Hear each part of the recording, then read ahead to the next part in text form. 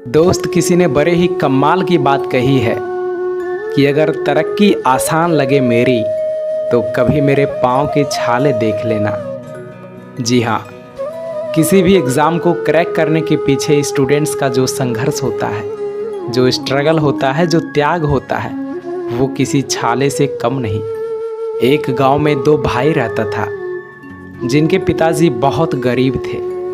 वो रिक्शा चलाकर अपने घर परिवार को चलाते थे, लेकिन कुछ दिनों के बाद घर की हालत इतनी ख़राब हो गई थी कि अब उसे खाने तक का खर्च जुटाना मुश्किल होता जा रहा था। तब इनके दोनों बेटे ने सोचा क्यों ना मुझे कहीं काम कर लेनी चाहिए, जिससे कि पिताजी को भी फाइनेंशियल हेल्प हो सके और मेरी पढ़ाई भी अच्छी तरीके से चल सके। तब इनके दोनों बेटे ने किसी होटल में काम करने लगा और साथ ही साथ पढ़ाई भी कंटिन्यू रखा। दोस्त, कुछ दिनों के बाद छोटे भाई बड़े भाई से कहता है कि भैया, मैं तो पढ़ाई में उतना अच्छा नहीं हूँ, लेकिन आप बहुत अच्छे हैं और मैं इस बात को अच्छी तरीके से जानता हूँ कि काम के साथ साथ पढ़ाई करना बहुत मुश्किल होता है। भैया, आप सिर्फ पढ़ाई कीजिए, मैं इस होटल में काम करके आपके पढ़ाई का सारा खर्चा उठाऊँगा और जब आप सफल हो जाएंगे तो सब कुछ अच्छा हो जाएगा। दोस्त, इतना बात सुनकर बड़े भाई की आंखों में आंसू आ गया और ज़ोर से कहा, पगले, तू छोटा भाई होकर बड़े भाई का फ़र्ज़ क्यों निभा रहा? तो छोटे भाई ने जवाब दिया कि ऐसे कब तक काम चलेगा भैया, कब तक हम सब गरीबी से जूझते रहेंगे? भैया, पिताजी का एज बढ़ता जा रहा है, वो कब तक काम करेंगे? मुझसे अब ये देखा नहीं जाता। भैया, आप पढ़ाई में बहुत अच्छे हैं, मुझे विश्वास है, भरोसा है कि आप ज़रूर एक दिन कामयाब हो जाएंगे। फिर बड़े भाई ने बोला कि छोटे, ये सब तो ठीक है, लेकिन एक बड़ा भाई छोटे भाई को अकेले काम पर कैसे छोड़ सकता है? ये पॉसिबल नहीं हो सकता यार।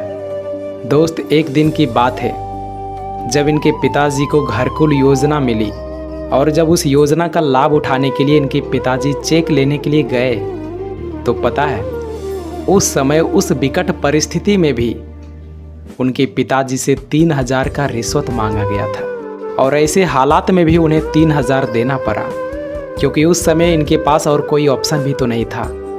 3,000 कमाने में कितना मेहनत, कितना खून पसीना बहाना पड़ता है, ये उनके बेटे अच्छी तरीके से समझ रहे थे।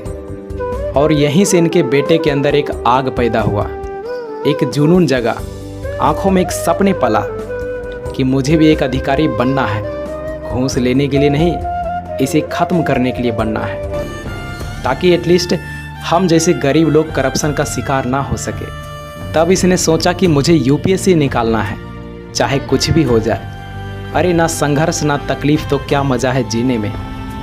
बड़े बड़े तूफान थम जाते हैं जब आग लगी हो सीने में। दोस्त, इसने पुणे में अपनी तैयारी को प्रारंभ कर दी।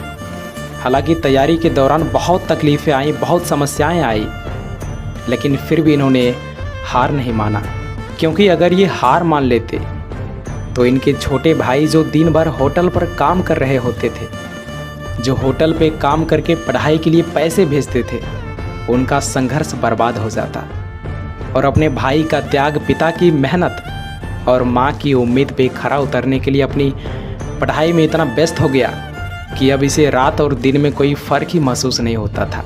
समस्याएं चाहे कितनी भी आ जाए, अगर आप सच्चे मन और लगन के साथ मेहनत करते हैं तो आपको सफल होने से दुनिया की कोई ताकत भी नहीं रोक सकती।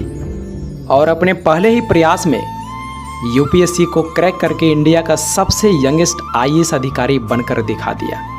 और पता है इनका नाम क्या है? आईएएस अंसार शेख अहमद। हमें गर्व है ऐसे वीर, ऐसे योद्धा पे, जिन्होंने यह साबित करके दिखाया कि इंसान अगर हिम्मत ना हारे तो कोई भी काम मुश्किल नहीं। और ऐसे ही इंटरेस्टिंग वीडियोस के लिए हमारे चैनल को सब्सक्राइब ज़रूर करें। Thank you so much.